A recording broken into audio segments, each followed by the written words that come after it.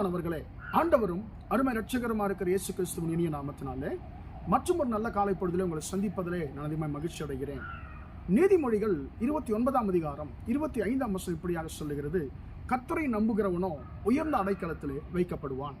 கர்த்தரை நம்புகிறவனோ உயர்ந்த அடைக்கலத்திலே வைக்கப்படுவான் என்று சொல்லி, அன்பானவர்களே, இந்த இடத்துல கர்த்தர் மீது ஒரு மனுஷன் வைக்கக்கூடிய நம்பிக்கை குறித்து அந்த வசனம் நம்மோடு கூட பேசுகிறது. மனுஷர்களை நம்பும் பொழுது நமக்கு என்ன நடக்கும் என்று சொல்லி நம்ம எல்லோருக்குமே தெரியும்.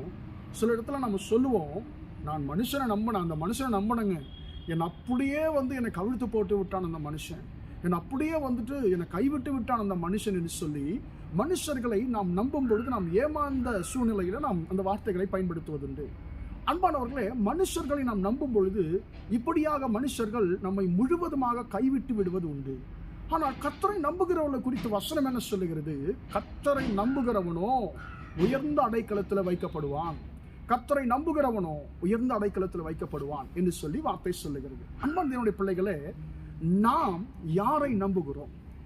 நம்முடைய கடினமான சூழ்நிலைகளிலே நாம் யாரை நம்புகிறோம்?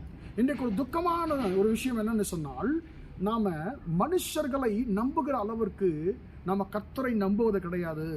இப்படி ஒரு பிரச்சனை ஒன்று இருக்குது, நான் என்ன செய்வதுன்னு சொல்லி தெரியல என்று சொல்லி நம்ம இடத்துல யாராவது சொல்லும் பொழுது, கவலைப்படாதீங்க பிரதர், ஜெபம் பண்ணுங்க, கர்த்தரை நம்புங்கன்னு சொன்னா, என்ன பிரதர் கர்த்தரை நம்பி என்ன நடந்தது, ஜெபிச்சு நான் சோர்ந்து போயிருக்கிறேன் என்று சொல்லி மனுஷர்கள் சொல்லுவார்கள்.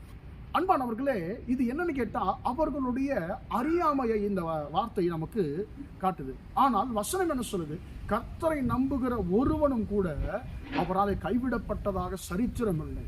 வசனம் சொல்லுகிறது, கர்த்தரை நம்புகிறவனோ உயர்ந்த அடைக்கலத்தில் வைக்கப்படுவான்னு சொல்லி. அன்பான தேவனுடைய பிள்ளைகளே, ஒருவேளை நீங்க மனுஷனை நம்பி இல்லைன்னா உங்க சுயத்தை நம்பி நீங்க ஏமாந்து போயிருக்கலாம், அல்லது மனுஷரை நம்பி நீங்கள் எல்லாவற்றையும் பறிகொடுத்திருக்கலாம். ஆனால் ஆண்டவர் சொல்லுகிறார், நீ என்ன நம்பு, நீ என்னை நம்பு மகனே, மகளே, நீ என்னை நம்பும் பொழுது நான் உன்னை உயர்ந்த அடைக்கலத்திலே நான் உன்னை கொண்டு போய் நான் வைப்பேன், நான் உன்னை அதிகமாக ஆசீர்வதிப்பேன் என்று சொல்லி கர்த்தர் சொல்லுகிறார். அன்பானவர்களே, தாவீது பல சங்கீதங்களை அவர் எழுதினார். அநேக இடங்கள் அவர் சொல்லுவார், ஆண்டவரே நான் உம்மை நம்பி இருக்கிறேன், கர்த்தாவே உம்மை நம்பி இருக்கிறேன், கர்த்தாவே நான் உம்மை நம்பி இருக்கிறேன்னு சொல்லி பல சங்கீதங்களிலே ஆண்டவரை பாடி இருக்கிறார். அன்பானவர்களே, என்ன நடந்தது? தாவீது கர்த்தரை நம்புகிற ஒரு மனுஷனாக இருந்தபடினால, ஆடுகளை மேய்க்கக்கூடிய ஒரு மேய்ப்பனாய் இருந்தவரை கர்த்தர் ஒரு மிகப்பெரிய ராஜாவாய் உயர்த்தி வைத்தார். யாருமே நினைத்து பார்க்க முடியாத காரியங்களை கர்த்தர் தாவீது வாழ்க்கையிலே செய்தார். காரணம் என்ன?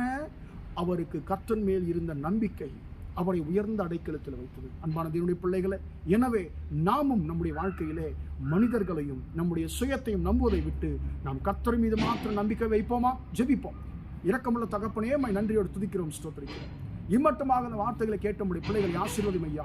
கர்த்தரை நம்புகிறவனோ உயர்ந்த அடைக்கலத்தில் வைக்கப்படுவான் வார்த்தையின்படி ஆண்டவரே, உம்முடைய பிள்ளைகள் ஆண்டவரே அப்பா, மனிதர்களை அல்ல, சுயத்தை அல்ல, உம்மை மாத்திரம் நம்புகிறவர்களாக கர்த்தாவா ஆண்டவரே ஆண்டவரேப்பா, அந்த நம்பிக்கையை ஆண்டவரே, உம்மை நம்புகிற நம்பிக்கை நம்முடைய பிள்ளைகளை ஸ்திரப்படுத்தும்படியா ஜெபிக்கிறேன்.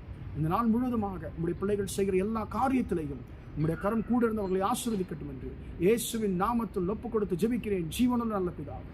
ஆமென், ஆமென். பிரியமானவர்களே, கர்த்தர் உங்களை ஆசீர்வதிப்பார். Praise the Lord, praise the Lord.